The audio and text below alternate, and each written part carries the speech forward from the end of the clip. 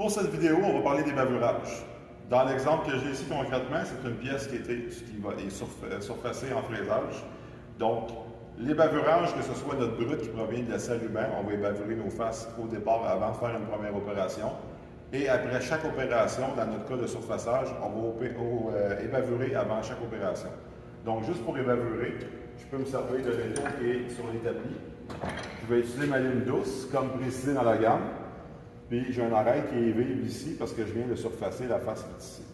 Donc, je vais utiliser la lime d'une certaine façon. Donc, la lime, c'est comme un peu une scie. C'est des dents, puis il y a un sens pour venir couper la matière. Donc, à reculons, ça ne coupe pas. Les copeaux, on va couper dans le sens qu'on va pousser. Donc, du début de la lime à la fin. Et en plus, je vais essayer de faire mon arête, dans le fond, la bavure de la pièce, je vais essayer de le faire au complet d'un coup avec ma lime. Donc, je vais partir du bout, puis je vais m'en aller à la fin de la pièce, quand je suis rendu à la fin de la lime. Donc, je vais en pousser. Donc, ça veut dire que je vais venir ébavurer comme ça ici. Donc, je peux changer de côté pour faire l'autre côté. Je vais faire la même chose. Donc, je vais prendre la pointe de la lime du début, je vais m'en aller comme ça ici. OK? Là, je le fais de la main gauche, pour un gaucher.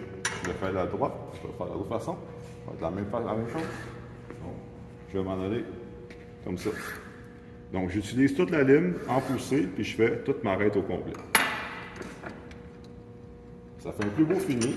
C'est tout comme une ligne droite pour mon ébavurage.